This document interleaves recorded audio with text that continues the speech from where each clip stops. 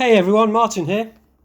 So what's the difference between charging with a travel charger and a wall charger? Well, here we've got the standard Tesla charger, comes with all the cars. This one's the New Zealand edition and it comes with two adapters. One is for 16 amps, I believe, and the other one is for a standard 8 amp.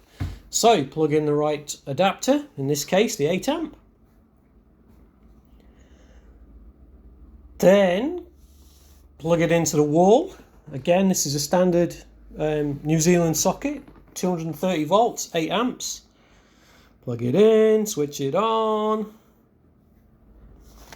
If you then look at the charger, you'll see that the word Tesla lights up.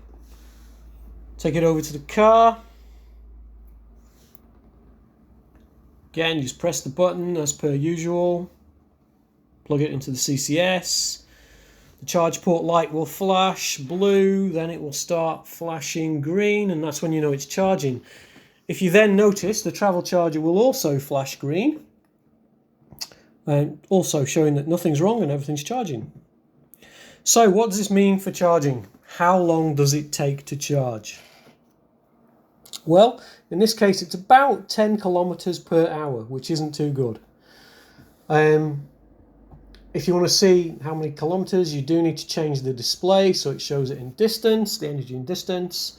So here you can see 10 kilometers an hour, 8 amps, 220-ish, 30 volts, something like that. Not particularly fast for charging. The good news is this is completely portable, so you can carry it around everywhere. It's great in that terms, but it's not going to charge your car very quickly at all, unfortunately. Always disconnect it from the car first before you switch it off and unplug it from the wall. And I also always make sure that I keep this in the travel charger bag, so I know where it is if I need it. And this has come in useful at different places where we've charged when we've been away. And yeah, I just leave it in the car. Very rarely use it now.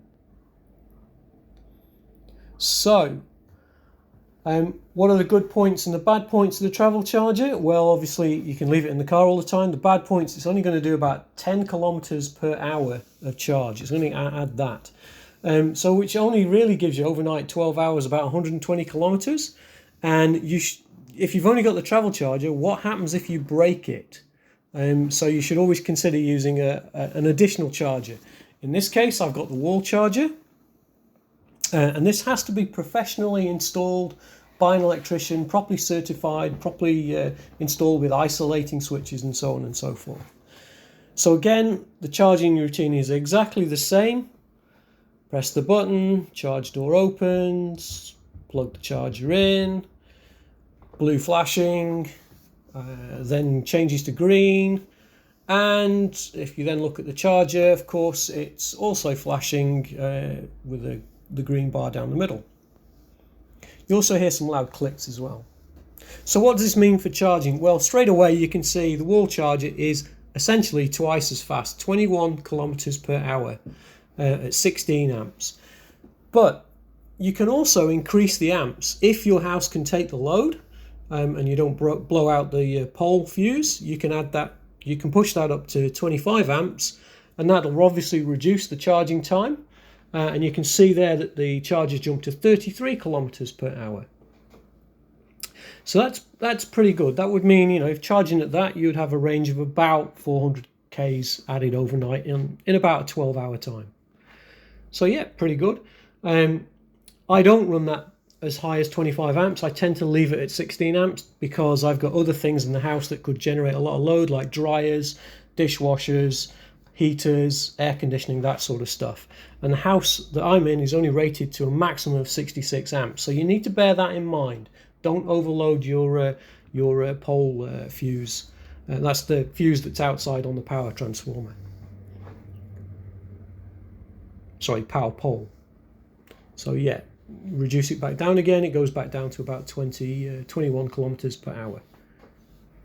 Again, if you want to see what the percentages are going to be and the kilowatts, you need to go into the car controls, display, and change to energy, and then change back to the charging screen. And in this case, I'm charging it between 60 and 80%.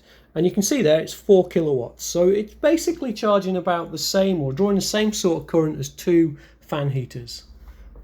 2 big, powerful house fan heaters. Unplugging, exactly the same. Press the button. Goes white, pull it out. Coil it up nice and neatly, because you really don't want to run this thing over or have any kinks in the cabling. So what are the benefits? Well, it charges between 16 and 25 amps, which means you can maximum charge about 400 kilometers in about 12 hours, which is really awesome. Plus you've got 2 ways to charge. So you've got your travel charger, which can be your backup, and it sort of looks cool. Obviously the range will be based on your driving and environmental conditions. That's the good news. The bad news. Unfortunately, these are not cheap. So the charger itself cost about 800 New Zealand dollars, and we paid just under $2,000 for the installation. So if you found this video useful, please consider liking and subscribing. If you're thinking of purchasing a Tesla, please consider using my referral code, and the link is in the description below. And I hope you found this interesting, and I'll hopefully see you in the next video. Thanks for watching.